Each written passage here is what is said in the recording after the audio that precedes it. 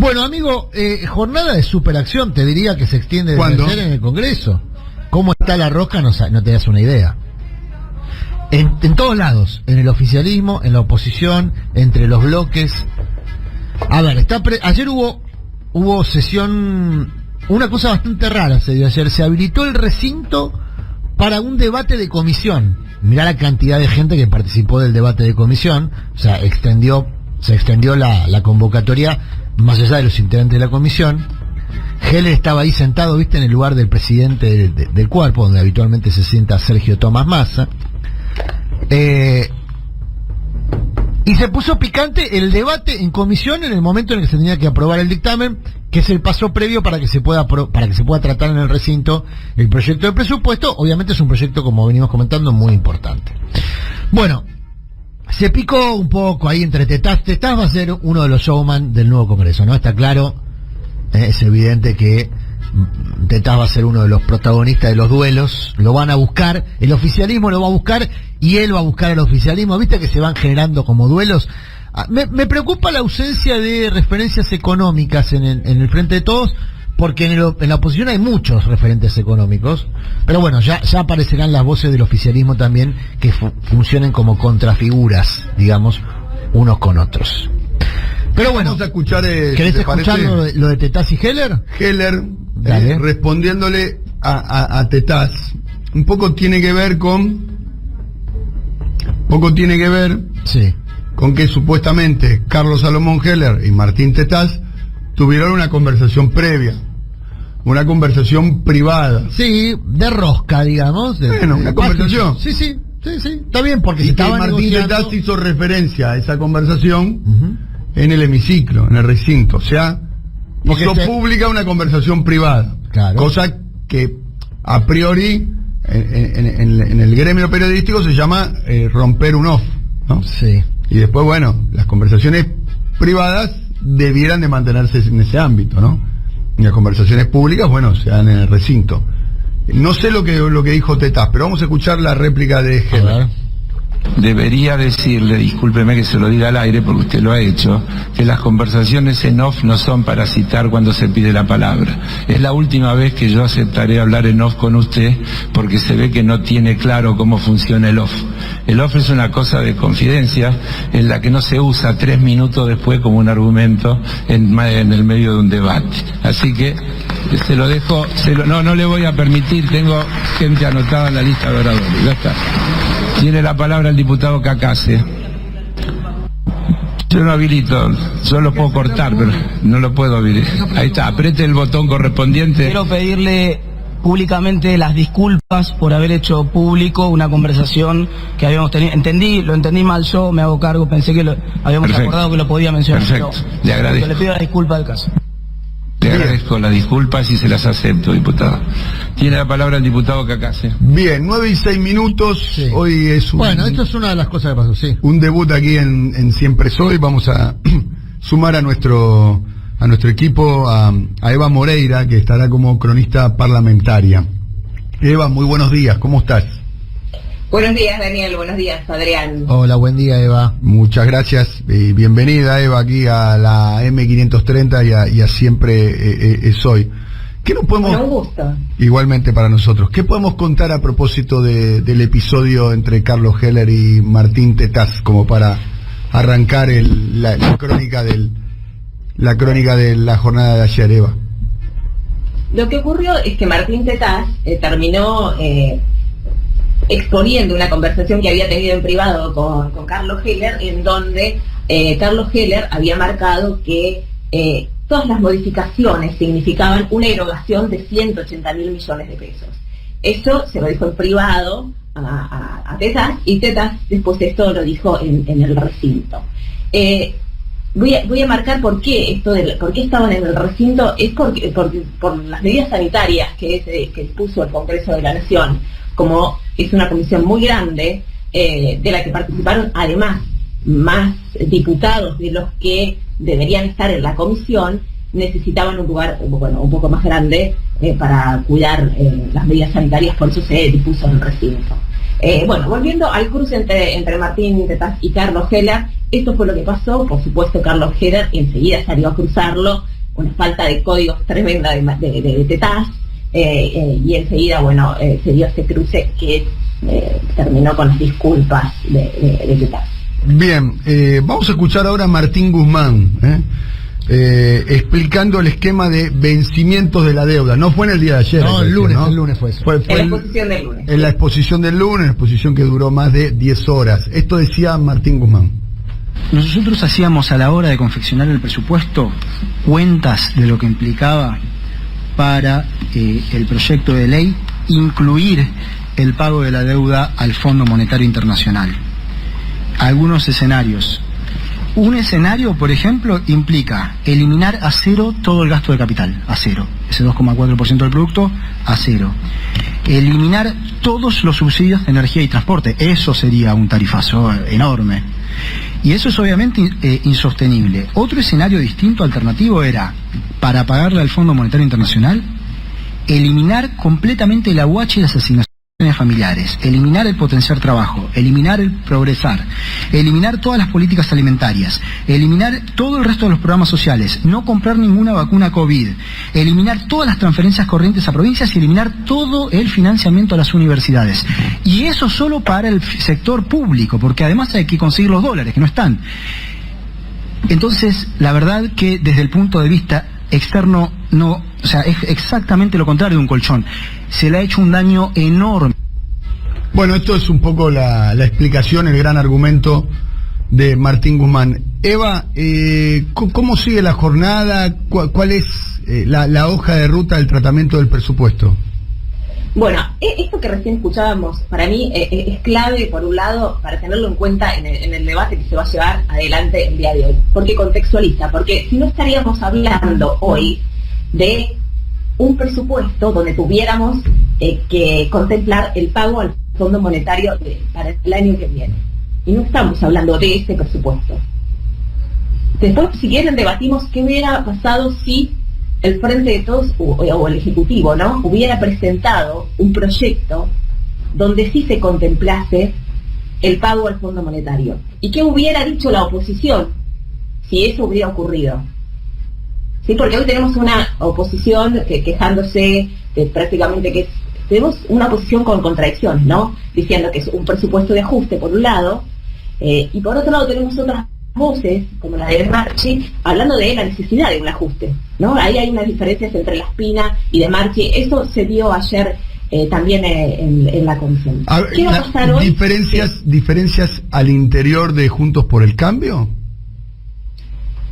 Hay contradicciones. A ver, sí, quedó muy dividido, ¿no?, Juntos por el Cambio, y las diferencias se notan tenemos posturas como la de López Murphy. Digo, hay diferencias en cuanto a la estrategia y diferencias económicas también, ¿no?, a visiones económicas de cómo debería ser el modelo de país. Me parece que esta es una consecuencia. Quedó el bloque dividido en 10. Eso es una consecuencia de las primarias. Bien, estamos hablando con Eva Moreira. ¿Cómo sigue la hoja de ruta en los próximos días, Eva? Bueno, tenemos para hoy una sesión que viene muy difícil. Ahora a 9:30 va a estar Sergio Massa reuniéndose otra vez con las autoridades de los bloques. Hay después reunión de labor 11:30, y recién ahí vamos a tener un panorama de si en realidad se va a poder llevar a cabo la sesión de hoy o no. Vienen los números muy difíciles primero para conseguir quórum, sí, y mucho más difícil todavía para conseguir los votos para el presupuesto. Bueno, ahí Eva, perdón, quiero focalizar ahí en ese punto, porque el número para conseguir el quórum, según la oposición, está, o sea, la oposición va a dar quórum, según lo resolvió el interbloque. Creo que hay 2 o 3 voces disidentes nomás que se hicieron públicas, de López Murphy y demás, pero después la decisión del interbloque es dar quórum. Entiendo que es una estrategia que busca exponer que el oficialismo no tiene los votos, o sea, la estrategia de la oposición hoy es opuesta a la de otras veces, dar quórum para exponer al oficialismo a conseguir los votos. Y ahí lo que vos estás contando es que hay dificultad del oficialismo para obtener los votos, ya no el quórum, sino para tener los votos para aprobar el proyecto. Y naturalmente, si no tiene los votos, no va a bajar a dar un debate que va a terminar perdiendo, me imagino yo. Mira, acá lo que pasa en este debate, digo, otras veces, el Frente de Todos se ha apoyado, por ejemplo, la izquierda para conseguir quórum, para conseguir después, no te digo los votos porque la izquierda en general no acompaña al oficialismo. No acompaña, pero sí da quórum. Y en este caso, la izquierda no quiere dar quórum porque entiende que lo que se está votando es un presupuesto que de alguna manera es un presupuesto ligado al Fondo Monetario Internacional. Claro, pero igual no se necesitan las cuatro bancas si hay quórum con la oposición. El tema son los votos para sacar el proyecto. Sí, el tema son los votos. Muy difícil está. Creo que la clave está en realidad en lo que va a ser el radicalismo también. Perdón, está difícil porque, a ver, repasemos los números. ¿Cuánto tiene hoy el Frente de Todos en diputados? ¿Cuántos votos propios tiene la bancada del Frente de Todos? Mira, yo te diría que, propios 118. Bien, van a estar todos. No hay... 118, va a haber, hay un recambio hoy, van a haber algunos que van a jurar. Por eso también se hace un poquito difícil el quórum. Hay algunos que no van a estar, juran algunos que van a estar entrando, ahí se va a ampliar el número para el Frente de Todos, y después va a conseguir el Frente de Todos algunos votos más de algunos bloques de las provincias. Ok, bien. Bien, vamos a escuchar ahora a Graciela Camaño. A ver, el bloque del peronismo... de Camaño, Lavagna, ya no tiene difícil Randazzo, ¿no? El peronismo CBU, por ejemplo. A ver, Graciela Camaño planteaba esto, a ver. La presentación del presupuesto tiene estas características, o sea, no encontrás nada nuevo. El presupuesto que nosotros solíamos trabajar en algún tiempo no tiene nada que ver con el presupuesto que trabajamos hace aproximadamente 10 años. Es un presupuesto que siempre viene con premisas que no son reales, que todos nos damos cuenta que no son reales, y es muy difícil sobre la base de datos que son poco probables trazar el presupuesto. Bien, Eva, entonces como para recapitular un poco, ¿no? Mucha información, muy buen análisis, el que aportó hoy Eva Moreira, el que va a aportar ahora, se incorpora como cronista parlamentaria de nuestro programa y de AM530, es una incorporación de las muchas que esperamos tener en el año 2022, hoja de ruta de la ley de leyes, del presupuesto. Estamos hablando de un oficialismo que está tratando primero de conseguir el quórum, ¿ya? Conseguir la posibilidad de poder sesionar, que siempre es una responsabilidad de quien impulsa la ley, ¿no? Claramente, es una responsabilidad de quien impulsa la ley, conseguir que se sienten los legisladores para el tratamiento de determinadas leyes y además la posibilidad de que se apruebe el presupuesto. Está el antecedente del año 2010. Que no hubo presupuesto y se prorrogó. Se prorrogó el antecedente del año 2010, cuando en el año 2010 se generó lo que se llamaba en aquel momento el Grupo A. Claro, pero por eso es interesante lo que pasó ayer, y lo estaba comentando muy bien Eva, se incorporaron casi 50 artículos ayer. O sea, que son 50 concesiones a demandas de las provincias. Particularmente de las provincias del norte, ahí están las provincias donde ganó el peronismo en la elección de noviembre, pero también está, por ejemplo, Gerardo Morales. Hoy una de las incógnitas, Eva, si no me equivoco, es qué va a ser el bloque de Morales, que en el pasado acompañó algunas iniciativas. El bloque de Morales es el bloque de legisladores jujeños, ¿no? El bloque de Morales que acompañó dos iniciativas impulsadas por el oficialismo, como el impuesto a las grandes fortunas y la modificación en la coparticipación de la Ciudad de Buenos Aires. Hay una diferencia entre hoy y esos días, que mañana Morales va a intentar presidir el comité de la Unión Cívica Radical. Y se metió la interna del radicalismo en la votación. A ver, explícalo un poco, Eva, nos interesa ese dato, esos matices, esa escala de grises. Lo que estaría negociando Sergio Massa es si van a acompañar o no esta parte del radicalismo, en realidad con Morales y con Negri, ¿no? Con quien están llevando a cabo esas negociaciones. No quiero sacar de la lista a Jacobiti porque también está metido. Digo, quedó Massa en el medio de la interna del radicalismo. Es eso lo que está ocurriendo ahora. Bien, entonces hoja de ruta para el día de hoy. ¿A qué hora se va a saber si hay quórum o no y hay sesión o no? Mira, 9:30 Massa se está reuniendo con los jefes del bloque y a las 11:30 hay reunión de labor parlamentaria y ahí sí, ya 11:30 vamos a tener un panorama de lo que de si habrá o no sesión. ¿Tenés algún pálpito vos, Seba? ¿Vos crees que va a haber sesión? Yo creo que va a haber sesión. Bien, es un pálpito tuyo. Bueno, estamos con la información que vos tenés. Yo te digo, que haya sesión. Yo no sé, analicémoslo juntos. Este presupuesto es un presupuesto que no enamora a nadie. ¿Sí? Tampoco enamora al Frente de Todos. Bien. Si bien hubo muchas modificaciones, digo, si este presupuesto no sale, sí, no sé si eso es algo que complicaría al Frente de Todos. Bien. Y además abro este análisis. En el terreno del análisis es un presupuesto que no enamora a nadie. Yo desde afuera, digamos, vos tenés muchas más precisiones, Eva, porque seguiste el tema minuto a minuto, uno lo sigue un poco más lateralmente. De afuera pareciera ser que enamora así a Martín Guzmán, ¿no?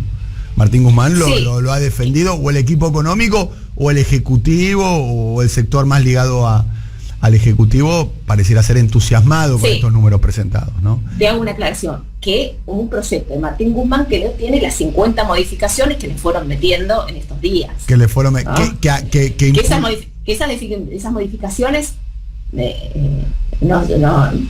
son muy diferentes al espíritu del proyecto que trajo Martín Guzmán a la Cámara. Claro, es con más gasto, esos 50 artículos son más gastos, con más pelusa.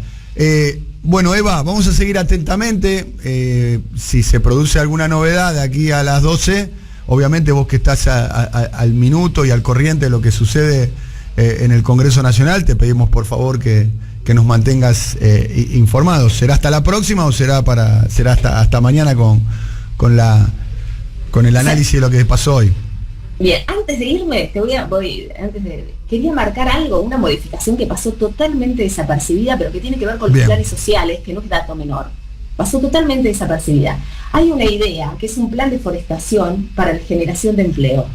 Y la idea es, porque es lo único en todo el presupuesto que modifica los planes sociales. Es algo de lo que se viene hablando durante mucho tiempo. De hecho, el presupuesto incrementa de alguna forma los planes sociales y tampoco podía ser de otra manera, ¿no? Con los niveles de pobreza que tenemos, no podíamos hacer un recorte en planes sociales. Pero esta modificación es una idea, una primera idea para modificar los planes sociales. O sea, la gente que hoy en día está cobrando un plan social pasaría a formar parte de este plan de forestación de generación de empleo, que tiene como objetivo la forestación de las vías de ferrocarril. Sí. La idea es plantar árboles que contribuyen a cuestión ambiental y además estamos generando empleo. Bien, me parece, para marcarlo, porque digo, por lo menos empezar a pensar cómo podemos reconvertir estos planes sociales, que son un tema desde hace ya muchos años.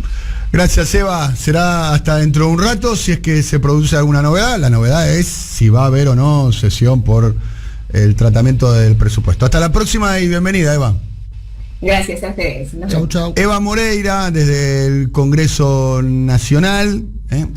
Vamos a tratar con el paso de los días, obviamente, a ver si podemos mejorar la técnica para que la voz para que suene un poquito más fluida, pero te digo para que llegue con mayor nitidez, pero con muy buena información de lo que está sucediendo. Muy buena. Todo indicaría que no están dadas las condiciones políticas como para que en este momento, en este contexto, la oposición le dé la oportunidad en un punto al gobierno de Alberto Fernández de victimizarse, algo que a Alberto Fernández no le cuesta mucho, dicho sea de paso, para dejándolo sin presupuesto. Y otra cosa, me parece como telón de fondo, ¿no? Como telón de fondo están los 20 años del 2001 y una sociedad que está mostrando síntomas de cansancio, síntomas de enojo. No es momento como para que la élite no le permita al gobierno contar con un instrumento. Bueno, pero déjame retomar una cosa muy interesante que decía Eva, de las muchas que dijo.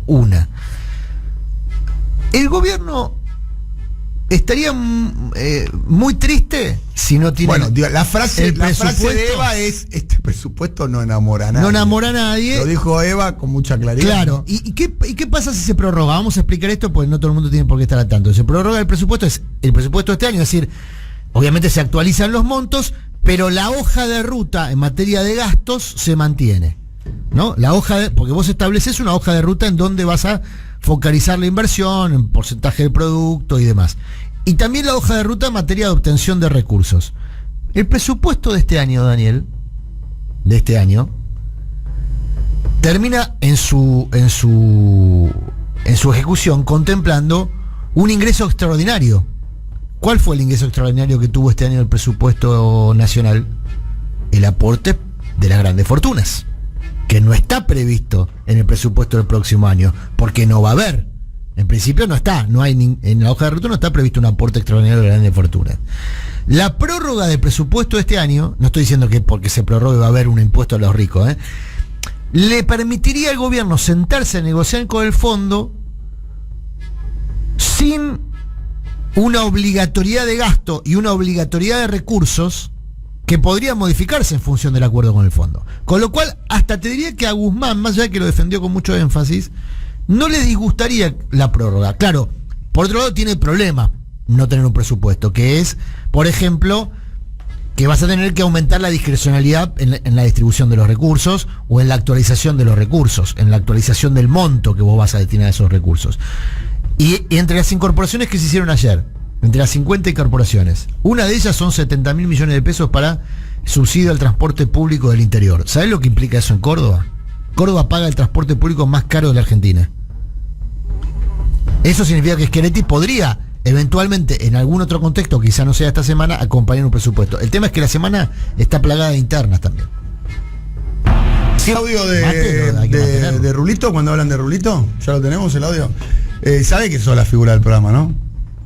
Buen día. No tenía... Buen día, perdóname. No me llegó la... Willy Bray no me pasó la comunicación esa.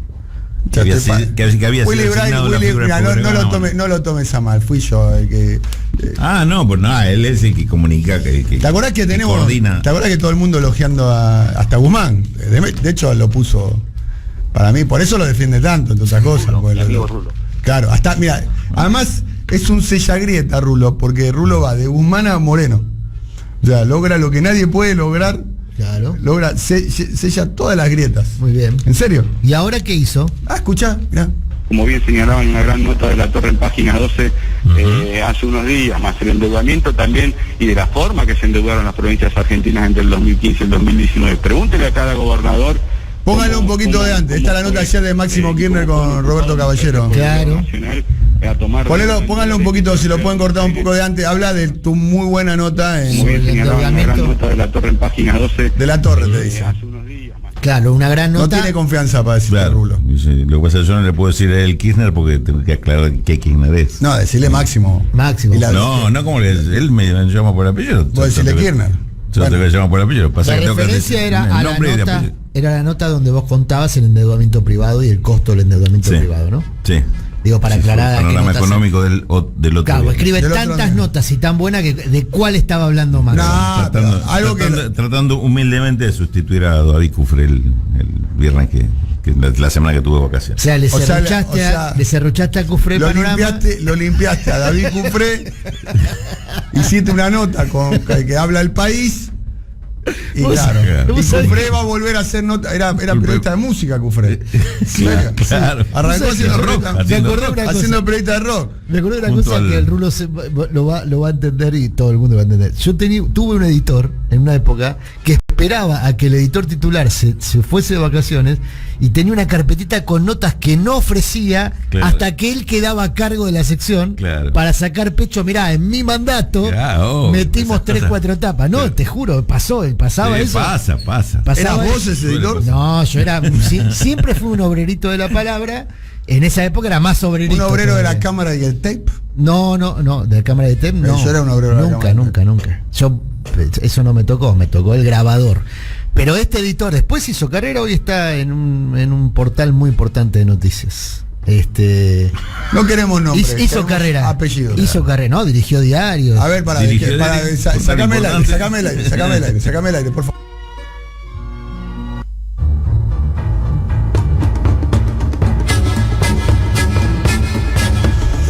Bueno. Pozo vacante, te digo. No, vos no lo conocés. Pozo vacante. Vos lo conocés porque vos no sos del palo. Ah, entre uno y otro. Sí, pozo vacante. No, claro. Pozo vacante. Ah, ya te entendí. Olvidate. Es entre dos malos. Vos decís que era entre dos malos. Todo. Se abre 100 años de perdón, decís. Se abre la puerta del avión y que se cae. No, los dos. No, dos grandes. Hay matices de maldad. Hay matices de maldad. Casi, seguramente. Uno es un malo reconvertido. Uno es un bueno reconvertido. Claro. Uno es un bueno reconvertido. ¿Qué tenemos para el día de hoy, querido Rulo? ¿Que tenemos que hablar de algo?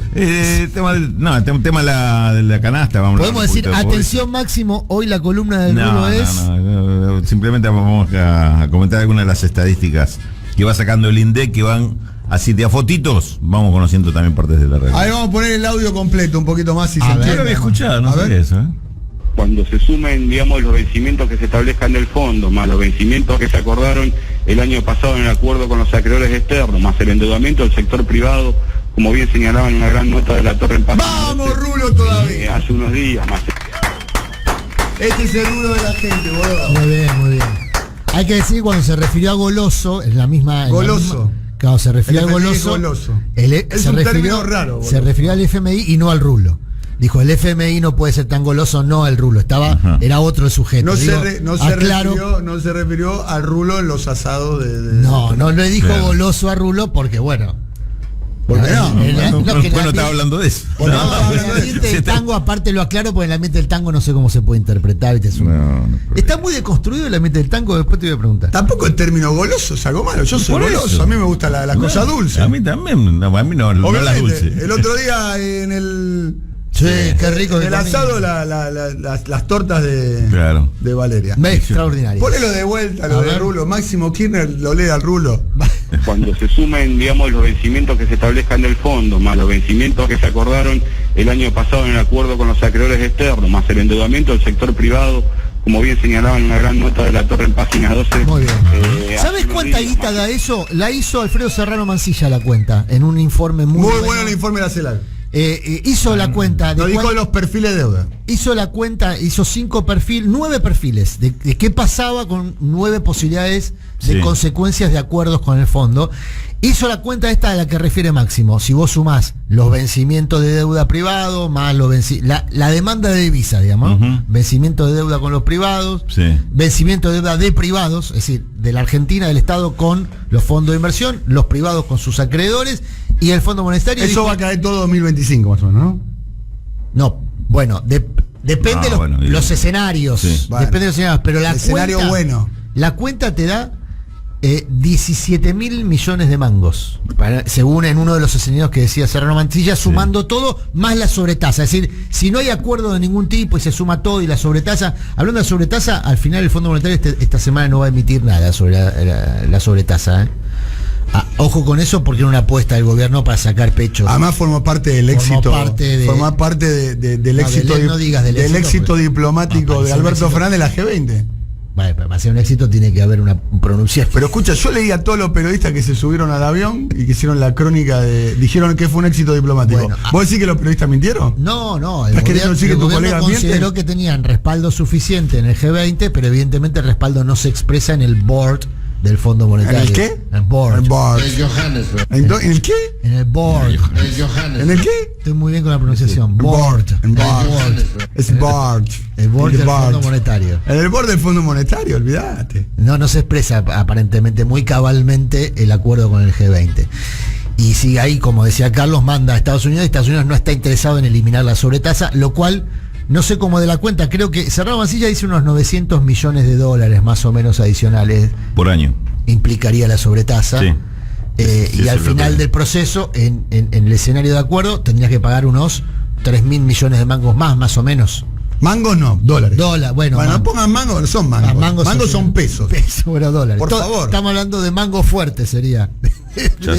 Ya se dolarizó Murano. Bueno, ya cuando dice mango para él son dólares. Escúchame, antes de irme, quiero contarte brevemente porque hoy puede haber un fallo muy importante de la Corte Suprema. Ya está todo como jugado eso. Bien, vamos a cosas lindas. Vamos a hablar del precio de la carne. Feletti, esto dice Feletti.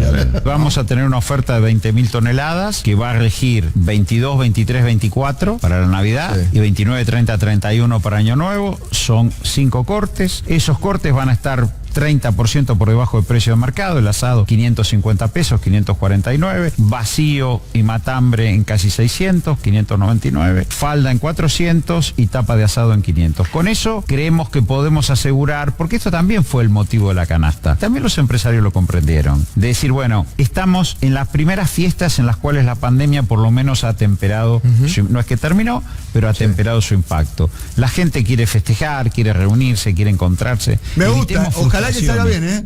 ¿Cómo la ves, vos, Rulo, que estás encima del tema? Me gusta, ¿eh? Me gusta además cómo comunica pone después de vuelta a Feletti con el precio. Me gusta. Son 20.000 toneladas, 6 días, ¿no? 20.000 toneladas, 6 días. Ese es el acuerdo. Y también limitado en cuanto al... ¿Cómo te gusta pinchar el globito? No pincho, no hay una precisión. Te gusta pinchar el globito. Pero no es así, Rulo, el acuerdo, 6 días. Y limitado en los puntos de venta. Y limitado en los puntos de venta. La carnicería no va a llegar. Claro. La carnicería del interior ni que hablar. Yo te digo vos que sos de la tele. Supermercados, o están las 3 entidades que reúnen a supermercados. Se comprometieron, así que están las grandes. Claro. No está en la carnicería del barrio. O sea, las grandes cadenas para las cadenas locales también. Esto es como un TEG. ¿Por qué? Porque viste en el TEG que te dan alianza. Acá ustedes acaban de hacer una alianza. Pero si en un punto estoy de acuerdo, lo digo. Pero Rulo no es una cuestión de alianza. En contra de la canasta de carne. Pero no. Si hay una cosa que yo no haría, es una alianza libro cerrado con Murano. Pero en este punto estamos de acuerdo o le agrego elementos. Es más, esto mismo que acabo de hacer, que se agrega elementos a favor de lo que dice Murano, muchas veces Murano me lo cuestiona porque lo interpreta al revés y me hace la picantea. Ayer no se entendió por qué discutíamos. El mayor reproche que me hago es ese. Discutimos sin que se entienda por qué. Feletti, los precios de los cortes, ¿vale? Esto se cumplió, se viene cumpliendo, 80% en abastecimiento, recordemos que decían que no iba a haber la góndola vacía, 80% de abastecimiento, 90% en cumplimiento de precios, con heterogeneidades en el interior de la provincia de Buenos Aires y en el resto del país, pero digamos el programa tuvo la virtud de fijar precios de referencia uniforme en el país y obtuvimos una incidencia favorable en el índice, sobre todo en el segmento alimentos, porque bueno, el programa se cumplió. Bien. Esto es Roberto Feletti, ¿no? Dando cuenta de lo que él considera que en un punto fue exitoso. La palabra clave es lo que él llamó heterogeneidad de cumplimiento en el interior del país, que básicamente no llegó a los mercados. Pero no deja pasar uno. Pero es que fue un problema del programa reconocido por el propio Feletti, que hubo un problema para que llegue a los barrios. Sí, seguro. Lo reconoció el propio Feletti como un problema del programa, no estoy inventando nada. Y el problema es que en ese tipo de mercado de cercanía se consumen o se venden el 70% de los alimentos. Me gusta como dice el precio de los cortes, profe, mirá, escuchá. Vamos a tener una oferta de 20.000 toneladas que va a regir 22, 23, 24 para la Navidad y 29, 30, 31 para Año Nuevo. Son 5 cortes. Esos cortes van a estar 30% por debajo del precio de mercado, el asado 550 pesos, 549, vacío y matambre en casi 600, 599, falda en 400 y tapa de asado en 500. Con eso creemos que podemos asegurar, porque esto también fue el motivo de la canasta, también los empresarios lo comprendieron, de decir, bueno, estamos en las primeras fiestas en las cuales la pandemia por lo menos... Ahí está muy bien, ojalá que se consiga, la verdad que 600 mangos, un kilo de vacío, 550, un kilo de asado...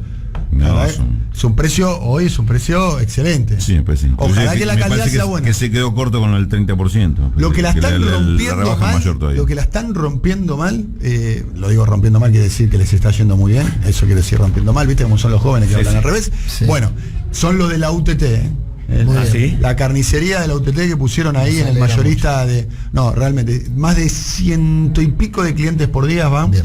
Los precios son buenísimos, la calidad es bárbara, así que el próximo sábado, profesor, que hagamos en las instalaciones de Cardales. Ahora, el fin de semana este que viene. No, yo no puedo. Yo me quedé con ganas. Vamos a armar uno en enero. De hecho, yo dejé una ensaladera todo en la casa del profe para usarla ya. Mi cumpleaños, que va a ser, lo voy a armar tipo en serie con varias fechas. Bien, tipo, una gira. Tipo el Quilmes Rock. El Dani Paluzza. El Toño Paluzza. Voy a armar una sede, si usted me permite, por cierto. Por supuesto. Vamos a armar una sede ahí en Cardales. ¿Pero vas a estar en todas las sedes en simultáneo con holograma, como hizo Sarkozy en su campaña? No, voy a estar diferentes fechas. Como hizo el indio. Diferentes fechas. Que antes de irme quiero dos cosas muy importantes, Dani. Una, atención con lo que va a pasar hoy en Chubut, muchas marchas en distintas ciudades por una ley que salió entre gallos y medianoche, literal, porque la ley que ayer, en términos prácticos, habilita la megaminería en una provincia donde está prohibida la megaminería. ¿Cómo se explica esto? Porque es un proyecto es una ley que rezonifica la provincia y establece áreas donde se permite lo que la ley prohíbe, que es la explotación de la megaminería, que es la minería cuestionada, la contaminante. Bueno, recordemos la gran lucha el no a la mina. Se cumplen 19, en Esquel se cumplen 19 años de aquella lucha del no a la mina. Es impresionante porque vos venís por la ruta 40, ¿no? Ingresás a Esquel, ves el tradicional cartel de bienvenido a Esquel, y ves ahí no a la minería. Bueno, ahí abajo. Los que justifican esta norma, que hay que decir que salió con acuerdos políticos entre el oficialismo de Arcioni y el Frente de Todos. Claramente. Quienes aprueban esta norma dicen, bueno, en la comarca andina... No va a pasar a la comarca andina, pasa a la meseta, ¿no? Pasa a la meseta. Se habilita donde la meseta. El impacto ambiental se supone que menos. Sí, pero en la meseta tenés... te vas a tirar a todos los desastres. Te estás escuchando Culfas y te estás tirando a todos los desarrollistas. A ver, por la meseta pasa el río Escaleta. Escaleta se ha transformado en un defensor. Lo discuto todos los fines de semana, no hay problema. Pero digo, ¿quién es Escaleta? Escaleta es el... Claudio Escaleta, el periodista. El periodista que antes trabajaba en Página 12 y ahora viró hacia... Disculpen. Sí, adelante. Que no me interrumpa hasta desde las 7 de la mañana. Dale. Que antes viró hacia posiciones desarrollistas y está muy en contra del ecologismo antiminería. Sí, acuñó el término colochantas. Bueno, es una discusión que hay que dar con profundidad, y quizás los argumentos que plantea Claudio Escaleta son argumentos a ser tenidos en cuenta y hay que profundizar y demás, ¿no? Bueno, sin duda. ¿Cuál es el costo y el impacto? Vamos a tener una oferta de 20.000 toneladas. Digamos, el costo y el impacto ambiental del desarrollo económico. El tema es que en un país donde los dólares escasean. Lo que yo digo es, si no hay licencia social, lo que vas a tener es hoy una cantidad de marchas y de manifestaciones públicas. Anoche hubo represión hasta la madrugada. O sea que tenés un escenario político muy complicado porque no hay licencia social. De hecho, en Chubut, como ocurrió en Mendoza, el gobierno provincial no pudo promulgar una ley muy parecida a esta porque no había licencia social para la megaminería. En Chubut vas a tener una resistencia callejera muy fuerte. Sin licencia social no hay posibilidad de avanzar, por más que la política en acuerdos de cúpula determine que se puede hacer tal o cual cosa. Porque estamos hablando... lo que han hecho con la provincia de Chubut, ¿no? La han hecho absolutamente inviable, ¿no? Generan una crisis y esa crisis justifica de alguna manera... Hay que ver cuánta proyecto de estas características. Hay que ver cuánta población compra esa situación como justificación. Bueno, ¿no? Es una provincia que tiene desarrollo turístico, 3 meses sin pesquero, pago, los sueldos de los estatales, petróleo, tiene una capacidad de desarrollo, es una provincia enorme, de alguna manera, con un territorio que es casi un país, pero está subpoblada, lo digo, pero no es de las provincias más pobladas de la Argentina, ¿no? Al contrario. Hay que ver cuánto hay de eso, ¿no? De generar una crisis que pueda justificar. Y cuál es el modelo también, ¿no? La plusvalía. Bueno, es extractivista. De todo ese, está claro que es extractivista. El modelo extractivista, digamos. La ¿cuál es la plusvalía en Argentina? ¿Cuál es la plusvalía económica, la plusvalía social? ¿Qué es lo que deja? ¿No? En Argentina el modelo minero es extractivista. No hay un modelo de desarrollo ligado a la explotación minera. Esta es otra discusión. ¿Qué se van a llevar las materias primas y las van a elaborar en el extranjero? Y sí, no hay, yo no conozco, salvo con el tema... Van a pagar regalías bajas, retenciones bajas. Salvo con el tema del litio, que hay un proyecto de una planta muy importante de la compañía Toyota y 2 plantas más de desarrollo de manufactura de litio. Es el único mineral al que se le está apostando valor agregado. El resto es extractivismo puro. Te deja la tierra arrasada. Y además te deja la tierra, bueno, es lo que pasa con los programas económicos extractivistas. Te deja la tierra arrasada y la gana. Bueno, esto pasa no quiero exagerar, pero desde el descubrimiento de América, más o menos. Las venas abiertas de América Las venas Latina. abiertas cuenta eso. Sí. Bueno, otro tema para seguir en el día, y concluyo con esto. Consejo de la Magistratura es el órgano más opaco del sistema democrático de Argentina.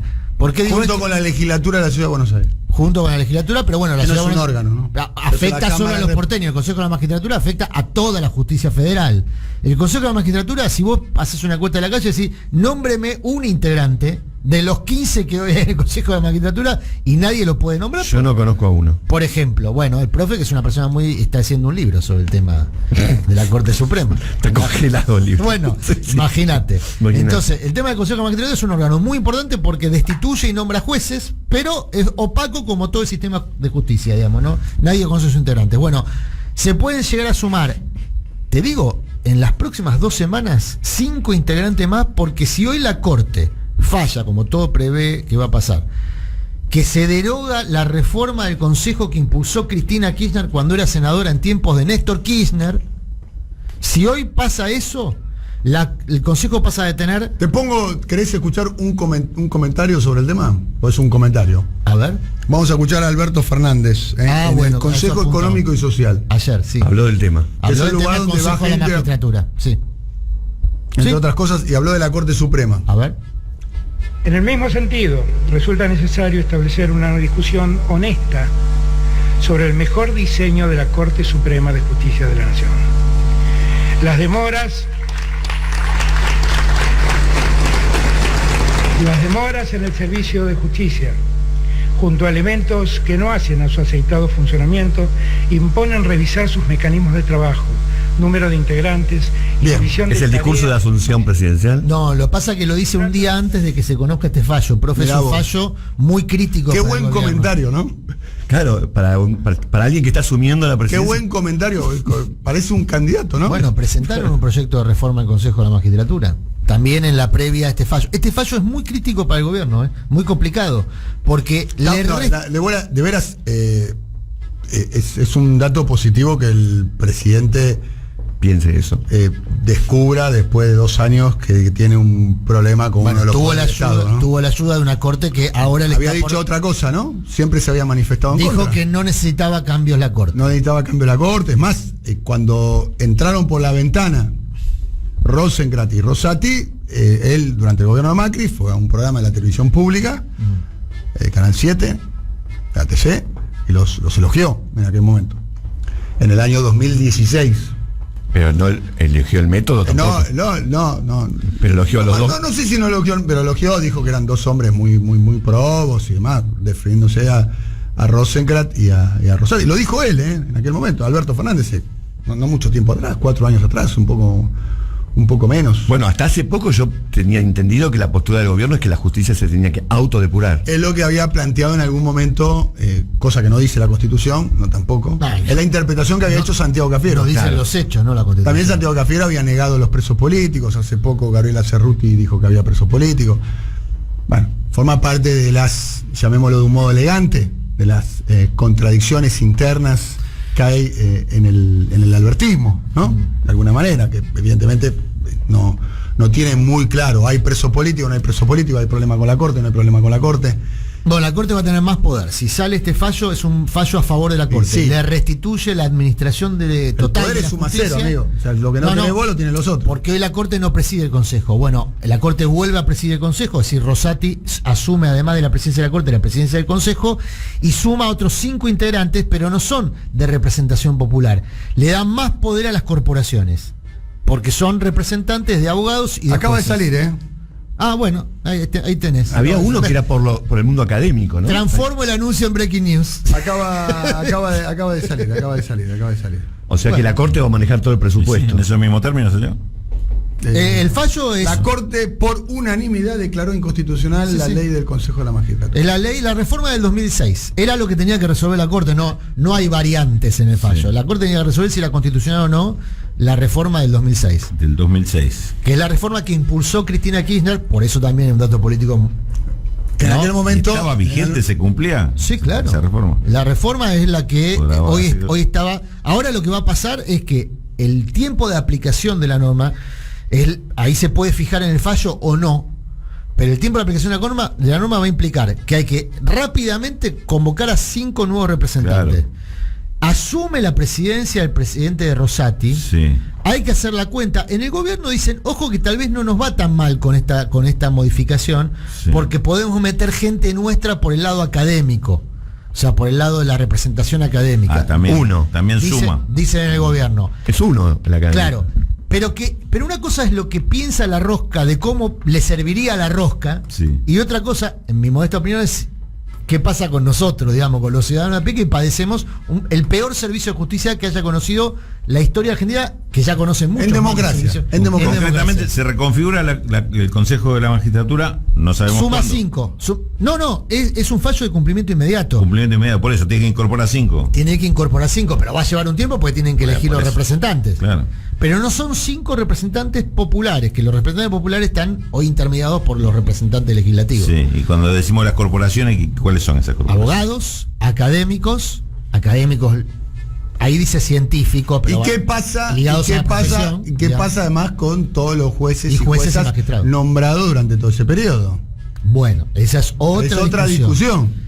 Es otra discusión. Habría que ver el fallo de la Corte. Es abstracto todo lo que hizo el Consejo de la Magistratura, que ahora es declarado inconstitucional. No creo que suceda eso. No, porque es un nivel de inseguridad jurídica que Estados Unidos no te lo permitiría. Bueno, ¿qué nivel de aparte ingenuidad? Muchos de esos jueces fueron nombrados. ¿Qué nivel de ingenuidad? No, lectura política. ¿Qué nivel de ingenuidad? Bueno, se enteró tarde el gobierno, esto se sabe desde, pero esto se sabe desde el día antes de asumir, corazón. No, pero este fallo la Corte, claro, desde el día después de la PASO. Te declara la inconstitucionalidad de lo que quiere. La Corte te declara inconstitucional lo que quiere. Eso es el problema base. Es arbitrario. Hasta ahora, Alberto Fernández está quedando en la historia, ¿no? En el sentido de ser el primer presidente que no logró nombrar un ministro de la Corte en su periodo. Hoy tiene una vacante. Bueno, incluso tiene una vacante. Bueno, tiene una vacante, pero no tiene los votos. Macri generó 2 vacantes, tenía una vacante, generó otra más con la salida de Fight, y después los votos los consiguió, ya sabemos cómo. ¿Sabés quién fue el último presidente de la Corte, el presidente del Consejo de la Magistratura? No sé, Lorenzelli. No, ¿quién? Nazareno.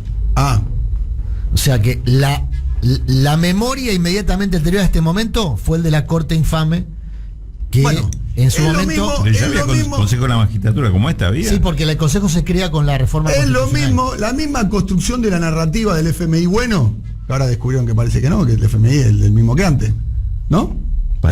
Parece, bueno, la misma narrativa del FMI bueno que hizo Martín Guzmán, que hizo Alberto Fernández y demás, se construyó. Bueno, lo que opino yo, Rulo, no tenemos por qué opinar igual. Yo dije, nada más. No, está bien. Es la misma narrativa. Es la misma narrativa de la Corte no es un problema, la Corte es prestigiosa. Ahora sí es un problema porque Alberto ayer descubrió que era un problema. Tarde pillaste. Y es muy difícil porque ahora ya tiene mucho poder. O sea, porque aparte suma un principio que rige en el mundo, y particularmente en América Latina, es dinero es poder. ¿No? Cuanto más dinero, más poder. Bueno, la Corte acaba de asumir, aparte, la administración de todos los recursos del sistema de justicia. Es un montón es una montaña de guita, digamos, que le da mucho poder al señor Rosati. Rosati que en su momento decía a quien lo quisiera escuchar que su intención y su ambición, y con esto me retiro porque me van a acusar de destituyente, era ser presidente de la nación.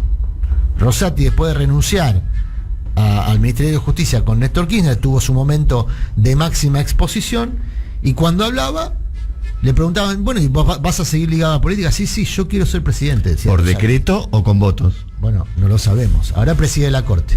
Gracias, querido Adrián.